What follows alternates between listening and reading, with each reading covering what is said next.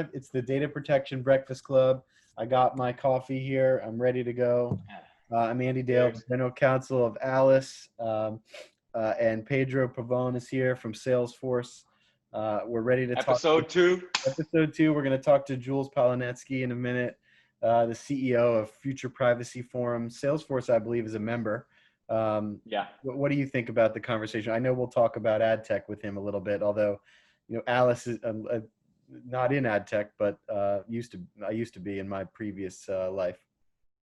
Yeah, no, I'll tell you 2 things. I think the Future of Privacy Forum is such a great independent resource. And because it's led by Jules, it's so substantive, like the things that start to bug me or that start to kind of like intrigue me about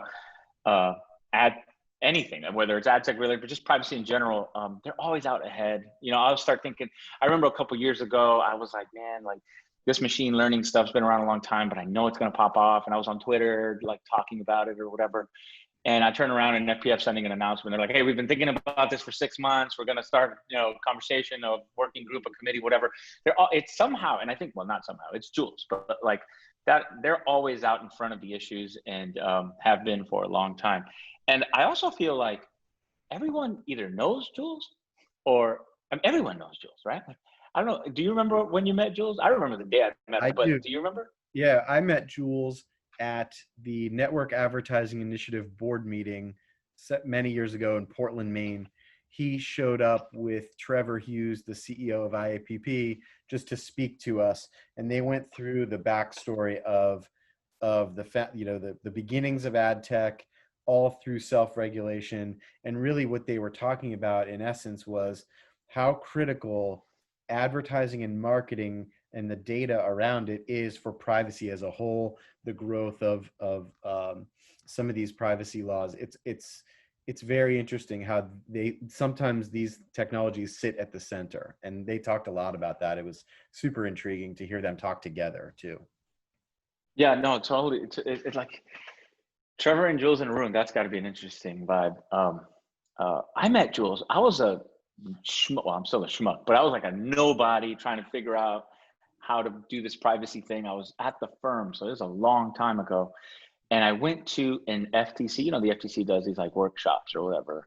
I don't even remember what it was about. I genuinely don't.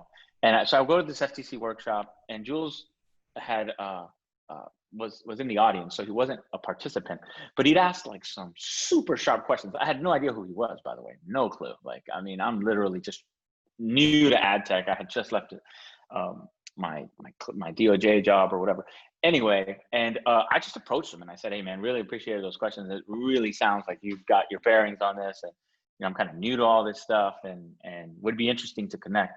And I don't remember if he gave me his business card or he just told me his email address, and we linked up, and I obviously followed up. And fast forward a couple of years, I saw him for the second time at an IAPP summit back when they were small. Like there was like, I don't know, man, there definitely weren't 1,000 people there. And I saw him, and obviously Jules is very easy to spot. And so I went to go say hi, and even before I was able to say anything, like he remembered who I was, and we had a great chat, and we've always stayed in touch. And now obviously we all work together on a bunch of things. But in addition to being one of the most like substantive guys, right, and energetic guys about what we do, like he's also one of the nicest people in the business. I think so. Like, there's he's got the common touch. He's a deep intellectual, and I just love working with him, and I love picking his brain about this or that. He always makes himself available. I don't know how he finds the time to do it, but he does it, and he's just an all-around awesome guy. So I think we're like super lucky to have him on our podcast. Yep. And especially as he's our first guest. No, yeah, he's our first guest. So this is a really, really good conversation to start, and he's really up there in the Rushmore of privacy, and so oh yeah, great get for us. And all right, so we're ready to go. Here's our conversation with Jules. All right, here we are, Data Protection Breakfast Club, about to have our breakfast and talk privacy with some friends. Our guest today is Jules Polonetsky, the CEO of FPF. Pedro is joining me, the privacy guru at Salesforce, and I'm the general counsel and head of strategic partnerships at Alice. We're really psyched to have Jules here, so we're going to get into it. the theme for the episode is Ferris Bueller's Day Off, and the quote I love is, "The question isn't what are we going to do, but what aren't we going to do?" And I thought that sort of summed up Jules' career, doing many different things, wearing many different hats. And so I think that's where we'll start, Jules. Just really quickly, tell us how you got so bored. Ask a question. Can I jump in really quick, Andy? Just really quick. Ferris Bueller's Day Off. For some reason, I always see that on airplane. I always watch that movie on airplanes. I've probably seen it 5 or 6 times. I have no idea why that is, but it's always available and it's always suggested to me. But Jules, before we get into your like amazing career, you ever skip school? Did I ever skip school? You mean like the Ferris Bueller thing? Yeah, you ever skip school? I would actually name this, if I was in charge, like Groundhog Day, because I feel like we wake up every day and it's the same debate that we've been having for 20 years and nobody's changing their mind, and we're looking for like a way to kind of break out, right? Like actually do something that works for users, or convince people that there's some, role for data and ads, and we're having the same conversation, and we gotta like, I gotta watch that movie again and like better understand how he like broke out, like, right? He had to fix himself, or he had to like, I don't know. That's our path. We got to watch that movie a couple of times, I think. Well, I like that very diplomatic answer. Didn't admit he skipped school, but I think he did. No, I was my favorite part of Groundhog Day is when the insurance salesman keeps walking up to him, and finally he just punches him in the face. And I think that's like maybe where we are with some of these AdTech, MarTech privacy questions. Like somebody needs to punch someone in the face, and I don't know if that's some lawsuit or some big fine or something like that, but I mean, that's as good a place as any to sort of start talking. We can just jump right in. Sometimes things have to break before they're going to get fixixed, because what do you think? We're locked in our ways. We're all locked in our ways, and it's very hard. There's a famous expression in Washington. It goes like, don't ever try to change somebody's mind when their job depends on their mind not being changed, right? Like, we're going to argue people whose bread is buttered in one particular direction, that they should like their bread without butter, right? And like, well, that's what I do. I work for bread and butter. And so let's figure it out. I think we can do it here. Let's figure the path out. Why is the cookie then being deprecated? Like that's a good, if that's how people's bread is. Here's the original sin. Let me tell you the original sin. And it's all the FTC's fault, okay? You didn't think I was going to blame them, but let me do that, because I think it takes you to the beginning of my career, because this was very confusing for me. I was the Consumer Affairs Commissioner of New York City, and my focus was enforcing New York's consumer protection law, which is very similar. It's like a mini FTC act, right? And I didn't know a lot about it when I came in. I was a state legislator, and I focused on some consumer issues, but I never really, got detailed and looked at what is deception, what is it. But it was clear that the people who were responsible were the people who had the relationship, right? When I brought an action against Circuit City, I didn't like worry about their suppliers. It was like, you remember Circuit City? They were like the Best Buy of their day. When we brought an action against them, when I was Consumer Affairs Commissioner, it wasn't like what happened in the supply chain. It was like, you are selling stuff to people, you know what you're doing, you fix it because you're the store and people are paying you the money. And I come into, AdTech in the early days of DoubleClick, and there's debate over this new business model, right? And I'm the goody two shoes. I've come in with the consumer affairs reputation, and I'm like, okay, we're going to do everything right. And I say to Kevin Connor and Kevin Ryan, the two Kevins, the leaders of DoubleClick at the time, you said that what I say goes, right? That was our deal. I'm reporting to the board, and they said, well, here's the complication. We're not in charge of what all the publishers say to users. We ask them nicely. We're a bigger player, but it wasn't the way it was today. There were a lot of players. We don't get to say no business with you unless you do this in your policy. Let me tell you about an early meeting we had with Google. This is when Google was still search and really hadn't rolled out serving ads across a network. They had started and they were thinking it through, but they didn't really have ad serving technology. And so we had a meeting with Larry, and with Eric Schmidt and a guy named Omid Kurdistani. I think he was like the chief business officer or something at the time. And, you know, our co-founder, who was the technologist, Dwight Merriman, now MongoDB, and, you know, Kevin Ryan, you know, now obviously hugely successful entrepreneur. And they had heard that Larry Page, he like really cared about privacy. So just in case, even though this was really like a business deal, to try to convince them we could serve ads fast enough, because they were convinced that even though they didn't have any ad tech architecture, they were going to serve and do uptime bigger and better, and there's no way. But we were the big players, so we were going to convince them. Okay, but Jules, you come along because we heard that they care about privacy. So I come along, and nobody's talking to me. It's a business deal, you know, mostly. But one of the Google guys gets up to go to the bathroom. I stalk him out of the room because I figure, hey, I'll ask him about privacy, and you know, if that's something he's worried about. So I sidle myself over to Page.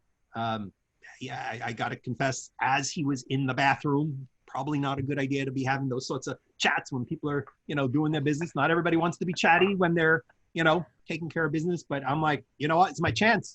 So I kind of sidle in there and I say, listen, I hear you got, you know, concerns about privacy. If there's anything I can add. He says, yeah. How ironic. Why do you have all those web bugs? What's with all those web bugs? Why do you need? I said, listen, perfect. I said, we don't like it that those are invisible and that people are calling those web bugs. We would be delighted if we do this deal with you to add a powered by DoubleClick disclosure, which would then go over and we could explain to them all the details and so forth. We do that. We do that on the Google homepage even. I didn't fully appreciate at the time, it was like a religious thing of faith, that there was nothing on that Google homepage other than like, I am lucky. There was no privacy link on that Google homepage at the time. If you remember, Epic filed a complaint and this and that, and Google didn't think that they were collecting personal information, and they liked the page being like nice and clean. And, you know, it was an early California law that mandated that all online services that collect information have a privacy policy way back.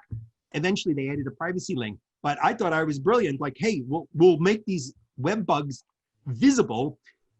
But I digress. What was the point? The point was that publishers were the ones who at the time really were in control. AdTech was not wagging the dog or anything like that. It was their site.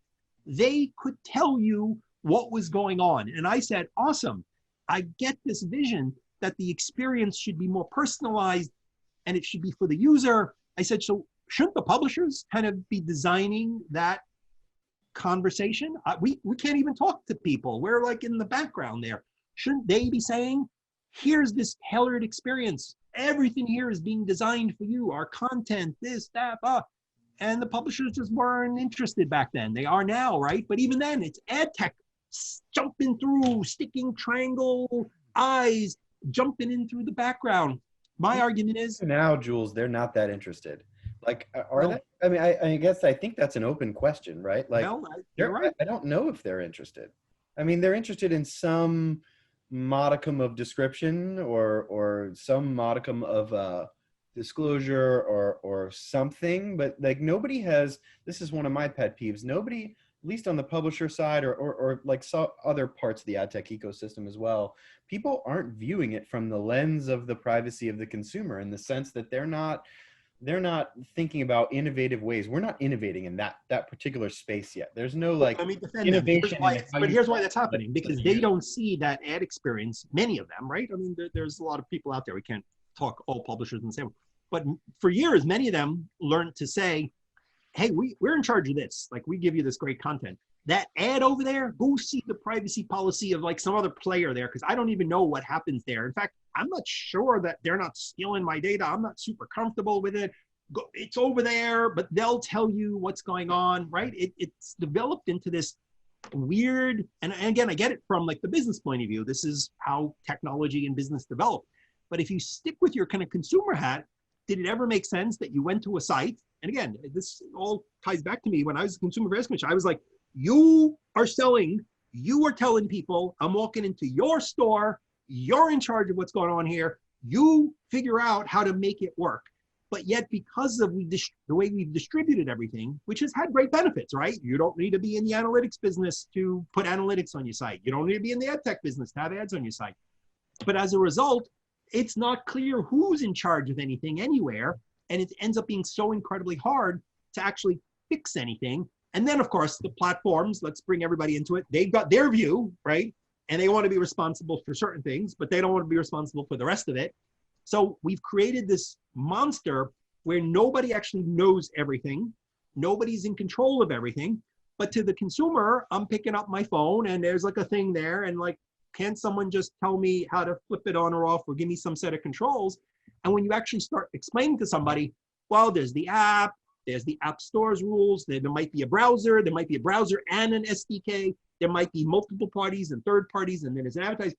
Oh my God, nobody's in charge, right? And then all of a sudden the laws don't care about who's in charge. The laws are just like, follow these rules, and our heads melt down. So I think that we are at the beginning of a re-architecting, and it's been a death of 1,000 cuts.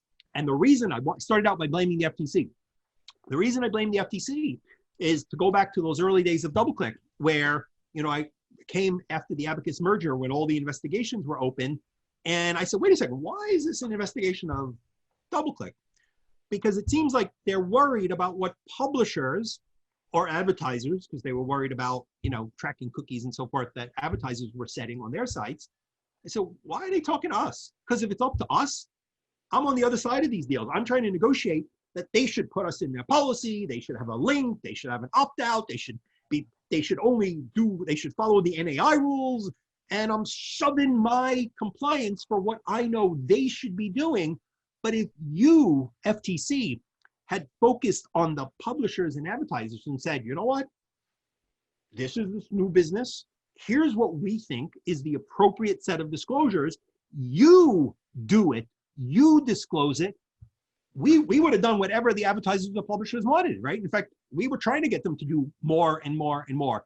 Instead, the rules and the people who were leading the charge for all the rules, when I came in and we put together the network advertising initiative, I'm like, this is like a giant tail wagging a dog. We're coming up with rules for what we're going to not do. Yeah, we're going to tell you, we're going to put stuff in our privacy policy and that. But the rules are primarily about what everyone else has to do in their policy. So it's been completely backwards and upside down. Yeah. 2 questions. One is to stick with your Circuit City anecdote. Like when Circuit City existed, if you walk into a Circuit City to buy or whatever, Circuit City has this duty of care to make sure that I'm safe and that nothing bad happens to me while I'm in there, because it's a public place they make available. And there's all this body of law that says Circuit City is responsible generally if something bad happens to me while I'm in there. Now, it's not a perfect analogy, but to the point you're trying to make, at least for me, kind of the consumer, I'm interacting with a brand who is the publisher, and I think having an expectation that that publisher is going to tell me what's happening when I'm interacting with their site or their app or whatever is not unrealistic. It's reasonable, right? For me to think, okay, well, I'm on x.com and like this website's going to tell me what's going on, who's on there doing what with my data. I think you gave a great explanation of why it didn't end up that the publishers had to lead with disclosure, transparency, and liability around that area. But then we get into, so my first question is, you explained how that happened and where the FTC is responsible. How can we undo that? And is it the right thing to focus back on publishers? That's question number 1. Should we focus our energy on publishers, including who's responsible and who's liable? And then the second question is about the AdTech space, right? So like all these, the invisible hand of digital advertising, which is the AdTech stack, I think there's some advantages to it remaining invisible because it can continue to do what it does somewhat unchecked, or at least outside of the eyes of the consumer, particularly around some of the surveillance activities. How do we bring more attention in a way that consumers can understand about what's happening with all of these players that consumers have never heard of? So question number 1, should we focus on publishers more with respect to liability and responsibility? And question number 2, how do we raise awareness about the AdTech stack in a way that consumers can understand? Those are my questions. So I think the law has focused responsibility on the advertisers and publishers, right? Let's take CCPA for better or worse, right? Not that everybody else doesn't have their share of pain if they're also selling data, but at the end of the day, I'm being forced, right? Like we should have fixed this ourselves a long time ago before Alistair McTaggart had to say, do it in my way with my words, and I only care about sale. Oh, but I'll do another ballot initiative because I actually care about more than sale. And then in 2 years, I'm going to sponsor the next ballot initiative where I'm going to say, we actually don't only care about those things, we now care about those things, right? So I think the law, at the end of the day, is always most directly tailored to the people with the direct relationship with the consumer. And so many of the painful CCPA compliance issues were advertisers and publishers saying, oh, I don't sell data, but oh, wait, what the hell? I guess I do. Did I? Leaving aside some of the bad drafting and that sort of thing, you know how many conversations people have had where they've said, oh, no big deal, I don't sell data. And well, I actually create segments with your data. What do you do? Yeah, you agreed to that, and here's why. And okay, technically it's a sale. So exactly, that's a sale? How is that a sale, right? So I think the law at the end of the day, despite the fact that the AdTech and the intermediaries continue to sort of wag the dog to the reaction. And why do they wag the dog? Because it's their entire business, right? They care most about it, right? And publishers, they make money other ways, or they wish they could make money other ways, or they don't feel like it's 99% of what they wake up, doing, because they wake up doing everything else. So at the end of the day, it is easiest for the people who actually understand how the technology works, where the data is really flowing, to kind of make life easy for advertisers and publishers. And not everyone's the New York Times, right? And has that leverage. Exactly, right? Most folks are like, just fix this for me, whatever, all right? Make it all work. Tell me I'm complying with the law, and and move on. So it doesn't end up changing as much as we'd like, but at the end of the day, I think whether it's GDPR or e-privacy, it is the publishers. And I think also, you see the pain, right? It doesn't work. The law and the business models have diverged so rapidly. And again, let me blame our regulator friends. When I rolled out behavioral advertising 20 years ago in Europe for DoubleClick, with 80% of what's in GDPR when it comes to a lot of these issues was already law. And I was like, well, this is clearly all illegal. Like, how can anyone do this in Europe? And the business people said, well, everyone does this in Europe. I'm like, yeah, but not in Germany. It's really strict there. And I'd go to Germany and I'd talk to the regulators, and they'd say, oh, it was completely illegal. It got to be with express consent. And even then, you probably can't consent to all these different purposes. And I was like, but everyone is doing it, right? And so I learned, well, don't ask questions that you don't want the wrong answer to. But at the end of the day, my argument is that, look, I'm not on the business side, right? You guys are on the business side. And we all maybe, support the general, notion that our businesses, are doing reasonable things. But at the end of the day, we're trying to keep people out of trouble, right?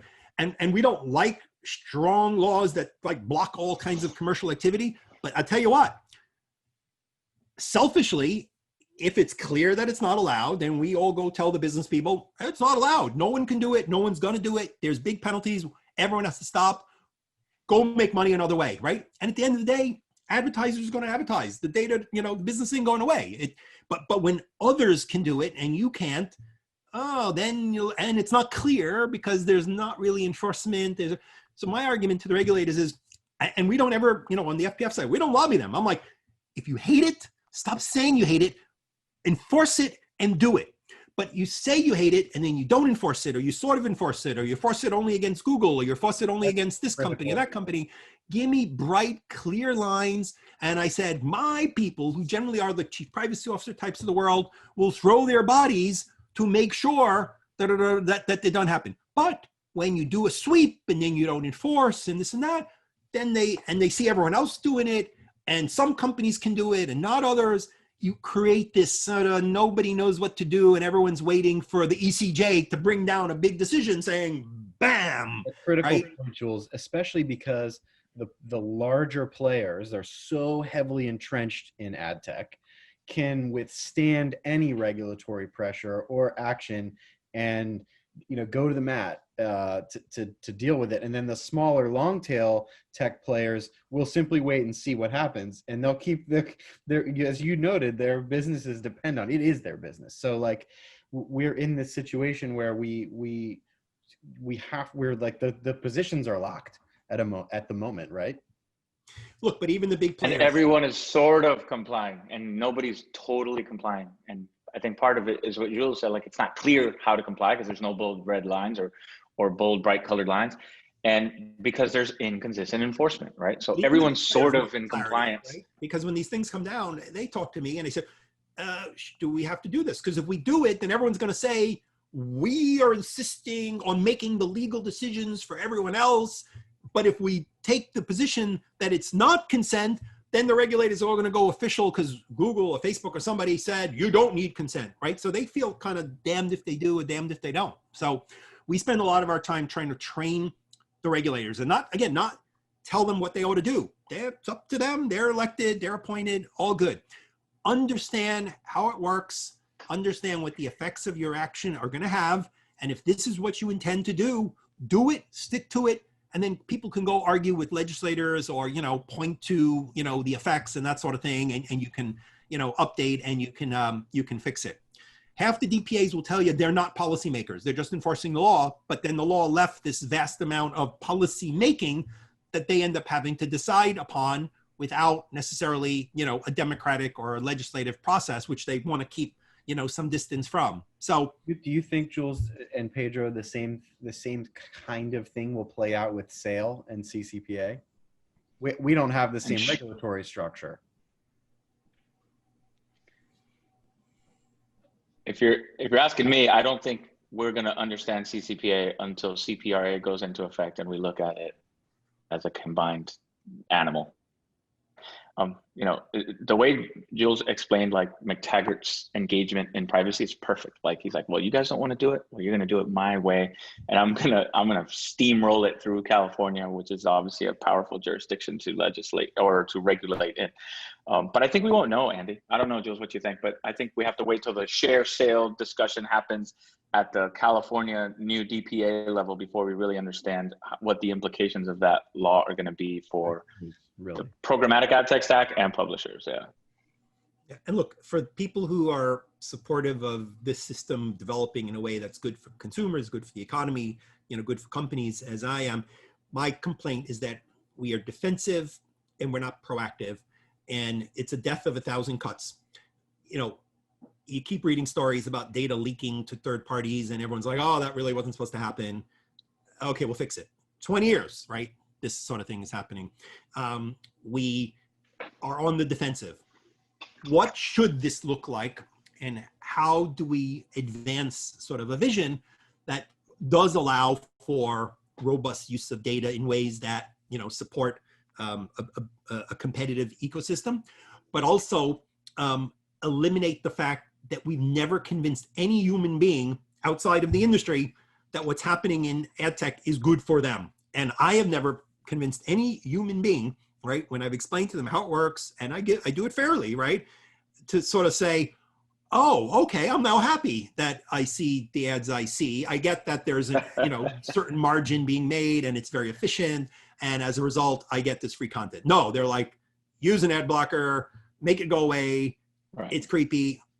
Well, you know what? Eventually the internet crushes stuff like that. Like we've all been doing, we all believe in the internet, right? At the end of the day, things kind of end up working out for users because people figure out how to align things. It takes a while in ways users want. And with all this on-device capacity that Apple and Google are pushing, right, both to support AdTech as well as other machine learning, people are going to start running more and more sophisticated stuff on their devices that give them more control of their experience, right? Look how we've unbundled the TV now, right? No, it may end up costing me more money than that big giant cable package, but everyone complained about that. I'm not a sports guy. It's like something wrong with me. My friends think I do politics. I don't do sports, right? I'm like, why am I paying for all this sports stuff? I watch the Super Bowl, but I don't really watch anything else. But I want to have all these independent channels and that sort of thing. Well, now it's like it's unbundled. It's all these nice things. And you know what? I'm happily paying for it somehow. And it seems to be, right? So look, I think the Tim Berners-Lee and these others who are trying to advance these sort of user-driven internet sort of visions.